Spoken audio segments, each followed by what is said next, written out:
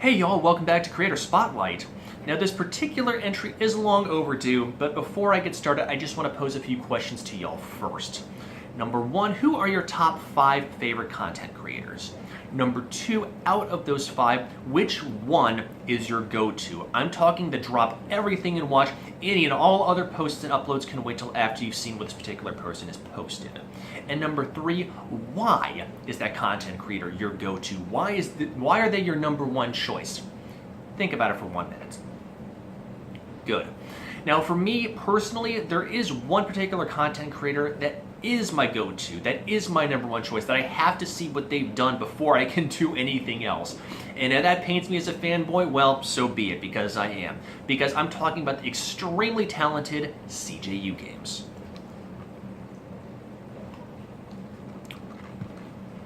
Now, CJUGames, is a British content creator that has been around since 2006. He started under the moniker CJUGaming, where he did a lot of Gary's Mod related posts and that kind of thing. However, in 2011, CJUGaming was hacked and subsequently deleted. So he started up CJUGames and started doing walkthroughs and playthroughs of various titles.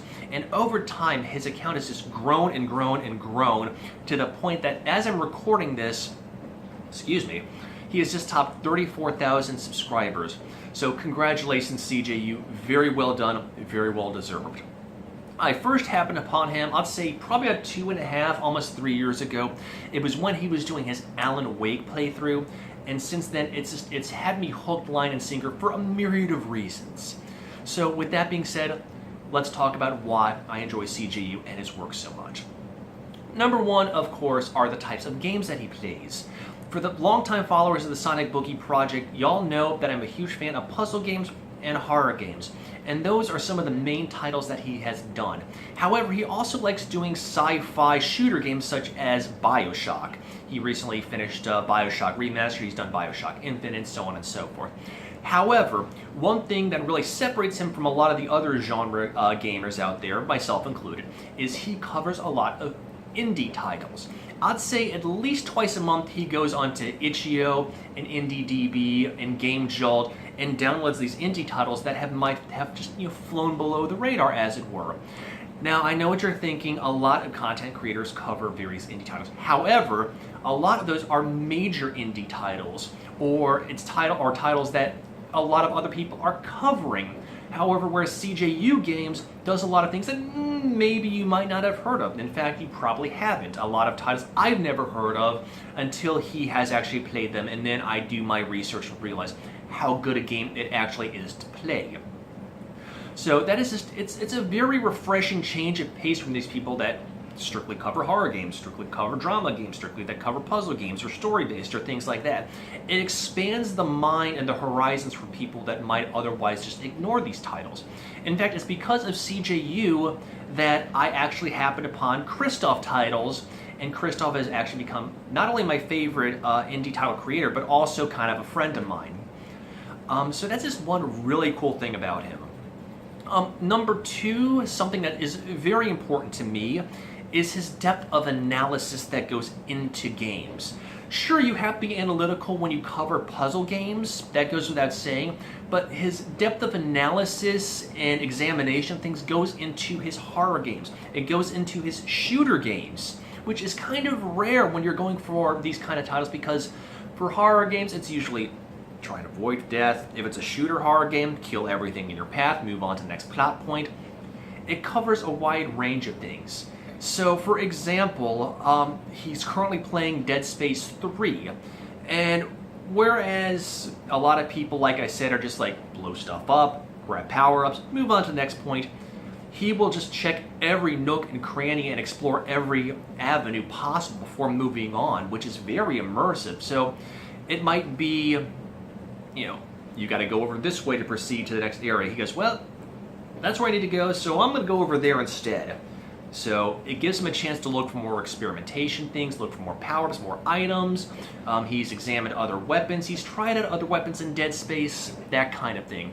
And in horror games as well, he's going to explore every chance he can get to try and survive, to try and move on, to try and maybe get some plot back points or some lore into the game. It's very, very well done. and I can't help but commend him for that.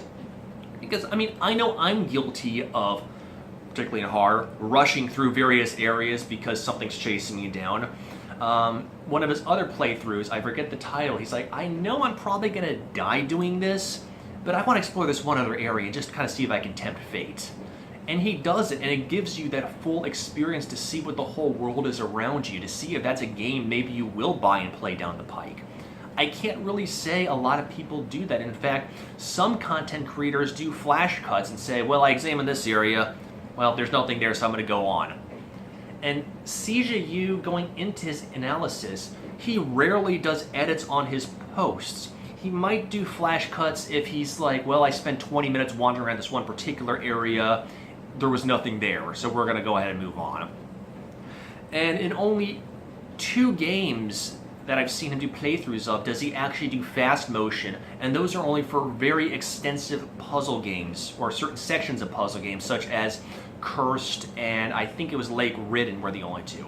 Not that I'm discounting things going in fast motion or anything like that, it's just, to me, if you're looking at a puzzle game or a horror game or something like that, if you're just going to keep going cut to cut to cut to cut to cut, you're not going to get that full immersion factor. You're not going to get that full color experience. You're not going to share that fear with the other viewers and even CJU. And he gets you into that. And I really have to commend him for things like that. Because there are games that I might have poo-pooed because other creators have just jumped to jump to jump. But he sheds that new light on it. He shares his thoughts on it and says, well, this puzzle could be how I solve this. No. I could try this. No. Okay, you know what, we're going to go and speed through this just not to waste your time. So, it's really good, and I really like that. Number 3, of course, the personality that goes into the gaming.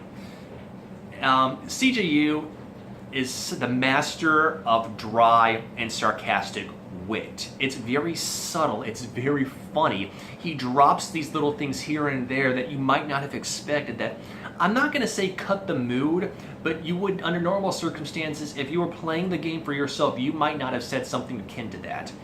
One example is, and this is something I keep going back to just because if I need a snicker or anything like that, Alan Wake 2, American Nightmare, he's watching a video post of Mr. Scratch talking about different torture techniques.